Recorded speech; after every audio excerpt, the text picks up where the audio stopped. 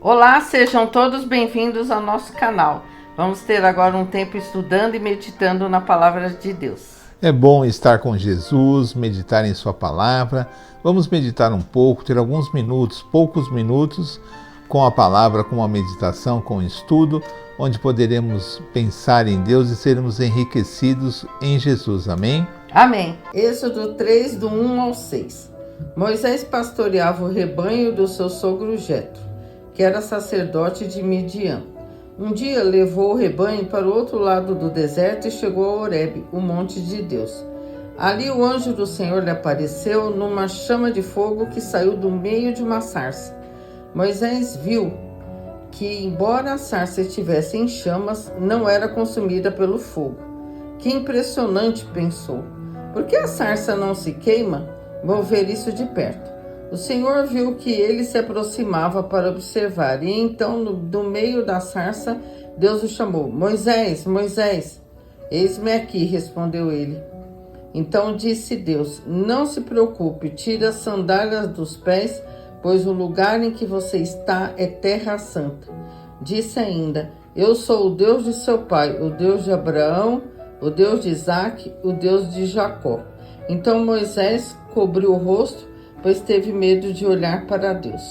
Mateus 22, do 15 ao 22. Então os fariseus saíram e começaram a planejar um meio de enredá-lo em suas próprias palavras. Enviaram-lhe seus discípulos, junto com os herodianos, que lhe disseram, Mestre, sabemos que és íntegro e que ensinas o caminho de Deus conforme a verdade. Tu não te deixas influenciar por ninguém, porque não te prendes à aparência dos homens.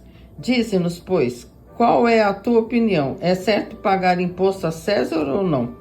Mas Jesus, percebendo a má intenção deles, perguntou, hipócritas, por que vocês estão me pondo à prova?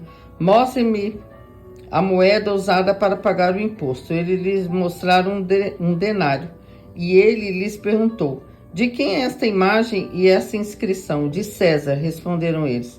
E ele lhes disse, então, deem a César o que é de César e a Deus o que é de Deus. Ao ouvirem isso, eles ficaram admirados e, deixando, retiraram-se. Amém. Então a Noemi leu uma passagem do Velho Testamento em Êxodo, onde Moisés está pastoreando as ovelhas de seu sogro. E ele tem aquela visão de uma sarça ardente, uma sarça envolta em fogo, não é? Mas a sarça não se consumia.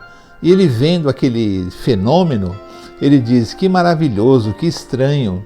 E foi chegar mais perto para ver o que acontecia, o que causava aquilo, não é? E chegando mais perto, Deus fala com ele.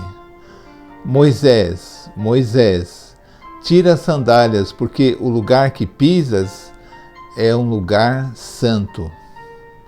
E depois Deus se identifica como o Deus de Abraão, de Isaque e de Jacó. E Moisés fica cheio de reverência, tampando o próprio rosto para não olhar para Deus, não é?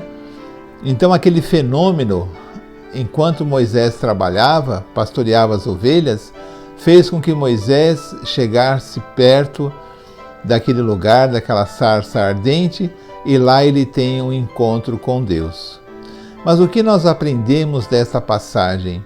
Não, várias lições, é claro, não é? É uma passagem sublime, uma passagem onde Deus fala com Moisés, mas o que nós observamos é que o lugar que Deus está é um lugar santo.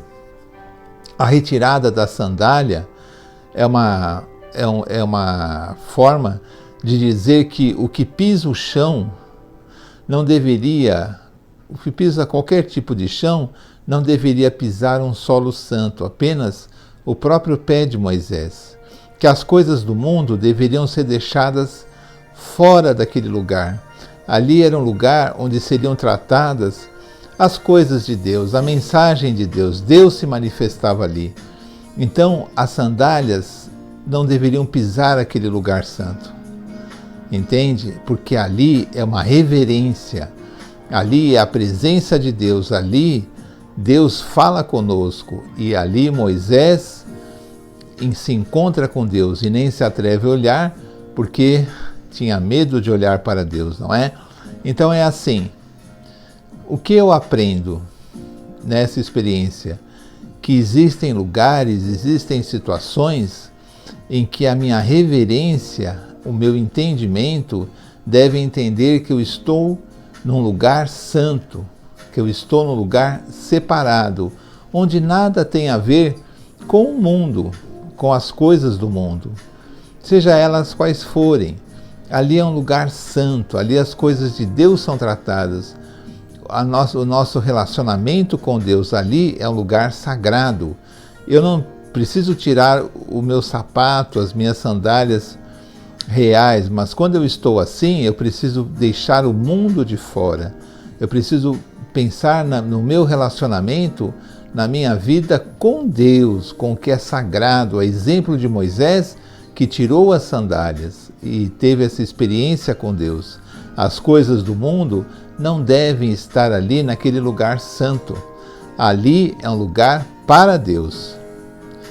Depois Jesus, em Mateus, onde a Noemi leu, Jesus vai ser confrontado com os herodianos e alguns discípulos dos fariseus que queriam pegar Jesus, queriam armar uma armadilha para Jesus. E eles já chegam perto de Jesus, já com elogios. Jesus, sabemos que é mestre, vindo da parte de Deus, que ensina as coisas de Deus segundo a verdade, não te deixas se impressionar por ninguém, não julgas os homens pela sua aparência. Então eles começam a elogiar Jesus, eles querem ter a confiança de Jesus, porque logo depois desses elogios, dessas constatações, eles vão querer armar uma armadilha para Deus. Mas vamos entender o contexto da época. O povo judeu, o povo de Israel nessa época, eles tinham que pagar impostos, impostos pesados, difíceis de pagar, que empobrecia todo mundo do povo, impostos a Roma. Eles tinham que pagar impostos a Roma, não é? E o dinheiro todo ia para impostos, e aquilo era um problema muito grande. Por quê? Porque o povo de Israel, na verdade, estava dominado pelo Império Romano. E esse pagamento de impostos era um assunto do momento na sociedade. E se alguém dissesse que não pagaria imposto, seria um crime contra os romanos, não contra os judeus, não é? Seria um crime. E eles, conhecendo Jesus, eles tentam armar essa armadilha para Jesus. Se Jesus dissesse, não se deve pagar imposto, ele estaria pregando contra a dominação de Roma, e ele seria denunciado como uma pessoa revolucionária, uma pessoa que não obedecia à lei, e seria julgado pelas autoridades. Isso que aquelas pessoas estavam armando ali para Jesus, não é? Mas Jesus pede a moeda, pede o denário, e pergunta de quem é aquela inscrição na moeda. A moeda tinha a inscrição, o rosto, uma figura que representava o rosto do imperador romano, de César. E eles perguntam, bom, essa gravura é de César. Então Jesus, se a moeda tem a gravura de César, dá a César o que é de César, e a Deus o que é de Deus. O que Jesus está nos ensinando aí? Nessa situação onde havia esse problema de impostos, que era o assunto do momento, que todos sofriam com isso, Jesus diz que isso é um assunto do mundo, é um assunto daquele momento, não é? Mas que ele não estava ali para esse tipo de assunto, ele não estava ali para resolver problemas políticos, problemas sociais, problemas de governadores, de pessoas poderosas, ou libertar o povo de uma forma como eles pensavam que seriam libertados com o exército. Jesus estava ali para cuidar das coisas de Deus. Então ele fala assim, dê essa moeda a César, porque ele é de César. César é do mundo, as coisas do mundo. Mas nós temos que tratar dos assuntos de Deus, daquilo que é sagrado, do reino de Deus. Por isso, a passagem de Moisés nos demonstra, como essa passagem, que existem coisas do mundo e coisas sagradas, coisas de Deus, onde eu devo deixar as coisas do mundo de fora, porque aquele momento é o momento de eu tratar daquilo que é eterno, daquilo que é sagrado, e não dos problemas do momento que afligem a sociedade em que eu vivo, afligem às vezes a minha família, que são assuntos que passarão, porque fazem parte do mundo, e no mundo tudo passa, tudo vira passado, vira história, mas as coisas de Deus permanecem para sempre. As coisas de Deus são sagradas. Então, o que Jesus nos ensina como seus discípulos? As coisas de Deus não devem se misturar com as coisas do mundo. Não devem. Por mais justas que me pareçam que existe essa postura, se eu estou aceitando isso, eu não entendo o ensino de Jesus. As coisas de Deus são coisas eternas, coisas sagradas, elas não se misturam com nenhum assunto política, social, costumes, ela não se mistura, porque as coisas de Deus são eternas. Se eu vou a alguma reunião cristã escutar a palavra, eu devo escutar a palavra, o Evangelho, porque o Evangelho, ele permanece para sempre. Os problemas de hoje, hoje eles existem, amanhã eles não existirão mais, porque eles são do mundo, e tudo que é do mundo é passageiro, as coisas vão passar. Então eu preciso aprender o seguinte: eu não vou desperdiçar o meu tempo, que eu estou na presença de Deus, com assuntos que hoje existem, amanhã não existirão mais.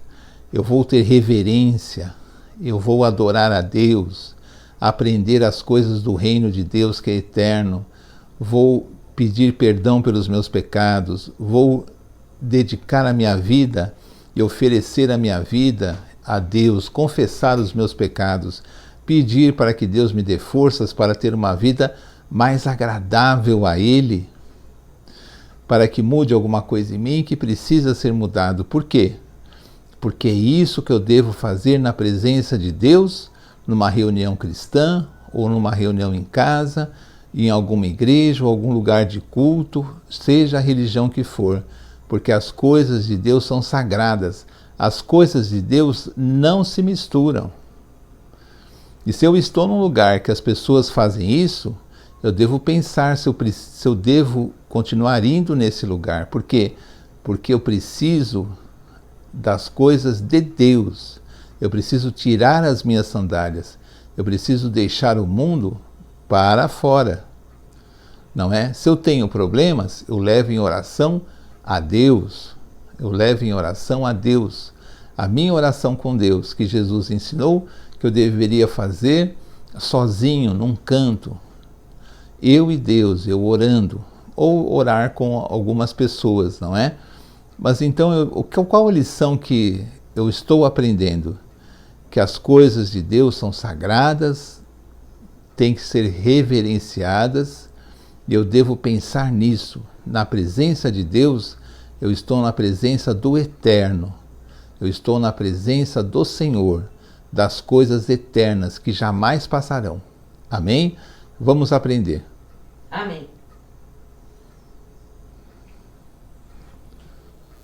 Então assim terminamos mais um vídeo do nosso canal. Pedimos que você compartilhe, dê um like, se inscreva e assista os outros vídeos. Nós temos vários gravados, tá bom? Vamos terminar com uma oração. Senhor, em nome de Jesus, agradecemos a Ti por esse tempo, porque o Senhor falou aos nossos corações, que nós possamos, Senhor, guardar essa palavra, colocar em prática e confiar sempre em Ti, porque o Senhor é poderoso e nunca fica longe de nós. Peço, Senhor, que abençoe cada pessoa que está ouvindo esse vídeo, assistindo esse canal, que possa ser abençoada e a família dessa pessoa também. Muito obrigada por todas as bênçãos, Senhor. Pedimos que abençoe a nossa família, o nosso país também. Em nome de Jesus eu te agradeço. Amém. Amém. Até o próximo vídeo, se Deus quiser. Tchau, tchau. Tchau.